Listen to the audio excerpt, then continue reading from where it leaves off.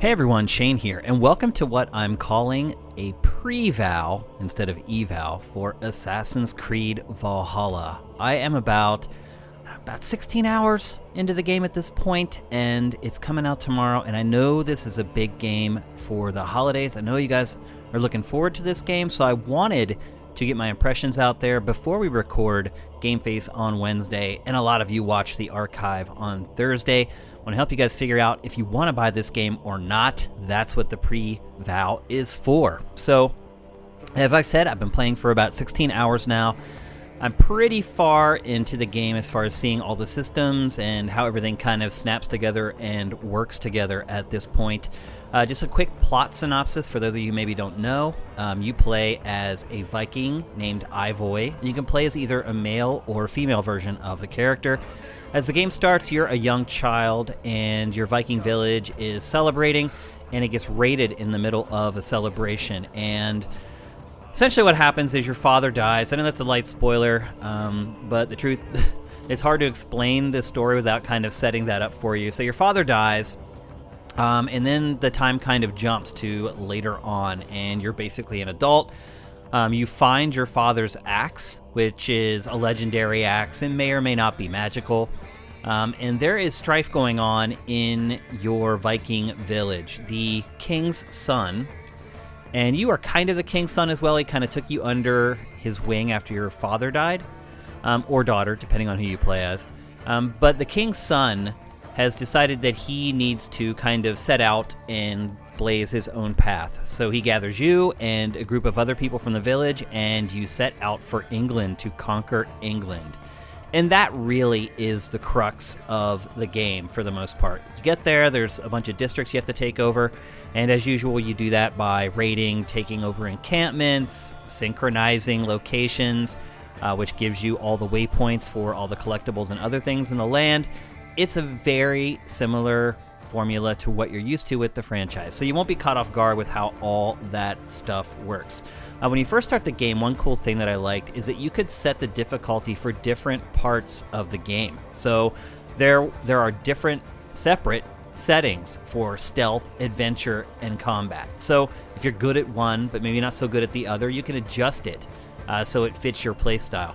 The other thing, too, is that you can set the difficulty anytime you want. So if you get it set up and you're not happy with how it is, you can always go in and tweak it. As far as mission objectives and the map and the things that are strewn all across the map, there are tons of collectibles in this game, but they're really like junk that you just sell to the store. Otherwise, there is looting to be done. You have to find resources when you do raids. You get rewarded with resources that you can use to build out your settlement. You find silver hidden all over the place. You use that to buy stuff at stores and for other things like wagers and things like that. But otherwise, there's not a ton of stuff to collect. There's not like 8 billion feathers that you have to look for throughout the lands and things like that. So that may upset some people who like that part of the game. Personally, I do not. So it hasn't really affected me at all. I haven't missed it. So in addition to the usual Assassin's Creed gameplay loop, there are a bunch of cool, well, kind of cool mini-games that are hidden around the worlds. One of them is a poetry battle that's called Flighting. You literally rap battle with people in the world. They start a poem, they give the first line, and you have to choose the next line and make sure that it rhymes and it makes sense with what the person said before. Kind of cool, but after you do it a few times, it gets kind of old. And then there's a dice game. That's very, very simple. In fact, when I first started playing the dice game, I was like, it can't be this simple. I was like overthinking it. And I think I actually accidentally won the first time and then lost the second time. And then I realized, no, it really is just as simple as I thought it was. And now I'm pretty much able to win almost every single match that I jump into. So there are sort of little diversions hidden around the maps. Obviously, there's tons and tons of NPCs to meet. I think what everyone is wondering is, does the Viking theme fit Assassin's Creed? And man, I'm still struggling with that right now at this point. Again, I haven't finished the game, but I am pretty far into it. It does seem like oil and water at some points. Pretty early in the game, you meet your first couple assassins. They come to your village, and they actually become allies, and that's kind of how the whole Assassin's Creed part of the story comes in. You start doing jobs with and for them, and in fact, one of them ends up building a building in your settlement back at base. So there's a big part of that. Like, the game starts with like voiceover that tosses back to present day, and then you don't see it again until like 5-6 hours into the game, and it's a very short thing. It does continue the present day plot line from the last couple games, and so there is some kind of continuity there. But as far as the Vikings working with Assassin's Creed, I mean, the combat, it doesn't feel like Assassin's Creed. You do get the hidden blade, and you can assassinate, and I would say there's more of that in this than there was in Odyssey, but the Vikings are just so overt. It just doesn't really fit the aesthetic. And I will say this, part of the story is sort of teaching Ivoy the way of the assassin. And it is kind of interesting watching him kind of transform from this brutish Viking into a more thoughtful threat as an assassin. But it is kind of a reach, I guess, is the best way to put it, especially at first. It starts to make a little more sense as time goes on. But at first, it does seem very strange and kind of off-putting that he's working with these folks. And then, you know, when you first start playing, his combat really is like a Viking. But then you get the hidden blade, and then you start to see some of the animation routines from the prior Assassin's Creed start to appear in Valhalla. And it does feel a little bit more like home, I guess, for lack of a better term to use. But at the same time, I don't know that it makes a lot of sense within the setting of this game. So it's a little strange. I'm not 100% sure that they'll pull it off. You have to wait until my discussion on Game Face after I played more to maybe kind of come to a conclusion on that. As far as combat is concerned, as I told you, it does at first really feel a lot different because you're pretty much, at least in the early going, you're using axes. Now you do end up getting swords, and you get poles and things like that later on in the game. At first, though, you're using the axe, and it is a different rhythm of combat. You have to manage your health and your stamina bars. Health does not self-rebound. As you play through the game, you collect like herbs and food from the environment, and you have to physically choose to add health to your bar when you want to. I'm okay with it. It did take me a while to get used to constantly like tapping right on the D-pad to use some of the health. And they don't give you very much. I've always found in this game that I'm just running around all the time, and every time I'm trying to pick up health, they're like it's full. But that is something that can ultimately be expanded through other means. And it does get better, but it's a very, very slow grind. So I did find myself a lot of times, there's health everywhere. But I've found myself running out of health in combat a lot in the early parts of the game. Now, the stamina meter, I'm not a big fan of that usually in any game, but here it's pretty generous. Now, you use it, obviously, when you fight or when you evade. That seems to take up the most amount of it. But very rarely have we found ourselves in the middle of a big melee and not had any stamina to keep fighting. There's been some cases where if we get overwhelmed and we run away, we've ran out of stamina that way, but it's very rare. So overall, I'd say the health and stamina systems work fine. It may annoy some people. Now, talking about combat. Combat, like I said, in the early goings, mostly with an axe. You have a heavy and a light attack and some very simple combos from those two button inputs. But where you really kind of get into the bulk of it is when you start using the modifiers. There's a modifier on the R2, and there's a modifier on the L2. The R2 is basically special attacks. It'll allow you to throw your axe and do really crazy, over-the-top kind of killing moves.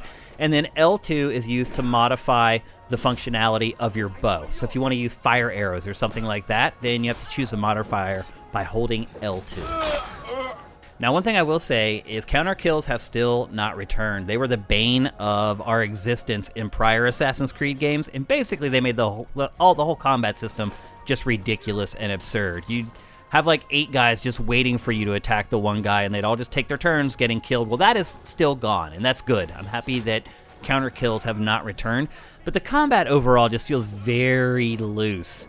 Like I said, you can lock on, but locking onto one enemy when you're fighting like 20 of them probably isn't the best idea and probably not the most fruitful way to finish a skirmish. So you're generally not locked onto enemies, and the camera can swing all over the place. It gets stuck behind objects, and look, this has been a problem since 3D games started. It has not been as bad as it is in Valhalla in other Assassin's Creed games. I've just found problems really clicking with the combat so far. For me, it's been very hard to only get one dash instead of two. And it's very important that you only get one dash, because if you use two, you're out of range to attack. So your evasion that you just performed is basically rendered moot.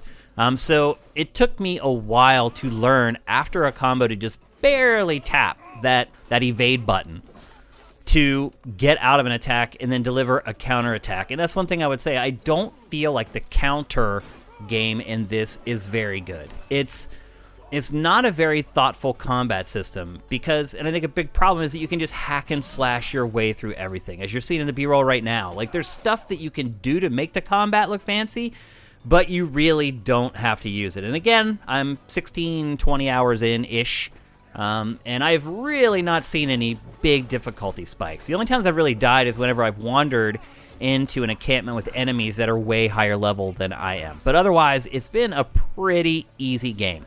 There are horses in the game. They control pretty well. They'll automatically jump over stuff.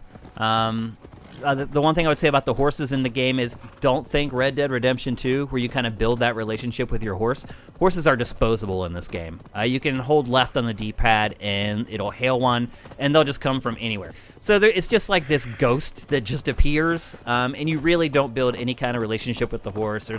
You're not kitting out your horse. They're just a means to an end, just a way to get to the next synchronization point so you can sync it, and you're able to fast travel to those areas going forward. Now, one thing I would say, too, the traversal in this, it's temperamental. It reminds me a little bit of Assassin's Creed Unity. Now, Unity was worse, way worse, because it was always trying to attach your character onto walls as you would run past them. In this, it has a problem anticipating what it thinks you want to do. So a lot of times you'll just jump like off a ledge and die. There was one time I went through a whole raid, completely wiped out the encampment, was looking around for like collectibles and things like that, and accidentally jumped off the roof of a building and died and had to start the whole raid over. That's the kind of stuff I've been doing in this game that I haven't done in a lot of Assassin's Creeds in the past. So I guess I would say overall, I'm not a huge fan of the combat. I'm not a huge fan of the traversal. And so for me, the gameplay in this is not as good as what I expected, and not as good, in my opinion, as Odyssey. So a bit of a letdown there. Another small issue I have with movement, and this is just nitpicky, but like once you're crouching and you go to sprint, it doesn't work. The sprint is disabled while you're crouching. So some people maybe crouch and you're like, oh crap, they spotted me, and you want to just dash out of there. You have to stand up first and then click sprint before you can sprint. Again, small thing, but it's annoying to me. Most games don't work that way. It's taken me a while to kind of get used to it. I've seen a lot of reports about bugs. I have had bugs. The worst bug I had was a warning started coming up on the screen saying you have to be anonymous, and it would not go away. It kept flashing up and up like every 5 or 10 seconds. I restarted the console. That didn't fix it. I restarted it again, and the second restart fixed it. I've fallen through floors. I've seen enemies disappear. A lot of the usual open world stuff. But I would not say that this game is egregiously buggy. So don't buy it thinking like, oh, it's trash and I'm going to get my save wiped or anything like that. Just know that it has some issues, but nothing that's really game-breaking. So I guess in closing, I don't want to spend a lot of time talking about this. I just wanted to give you guys a heads up before you decide to buy this tonight or not. Would I buy Assassin's Creed Valhalla based upon what I've played? I am enjoying it, but I think my biggest criticism of it is that it's boring. A lot of the conversations and the things that happen in the game, I'm not like a scholar on Norse history or anything like that. To someone like that, this game is probably fascinating. To me, I found it very boring.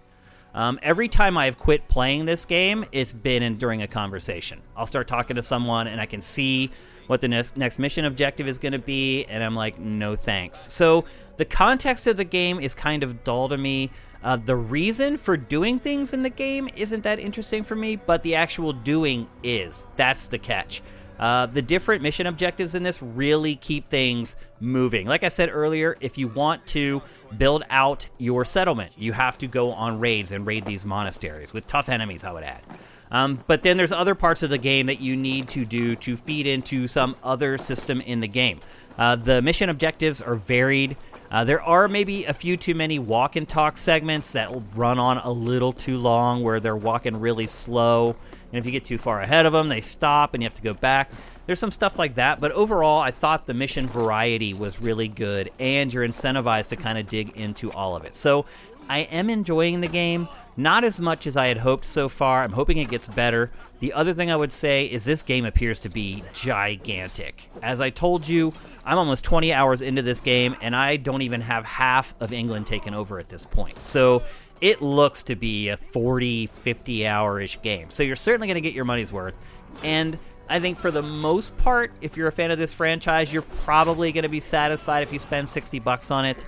But if you're looking for something revelatory or something that breaks the mold, or if you think that the Viking setting is going to create this brand new take on the franchise, if anything, I think it just dilutes the franchise a little bit. So keep all this in mind before you decide to pull the trigger tonight. And if you have any questions about the game, feel free to ask them in the comments, and I'll be sure to answer as many as I can.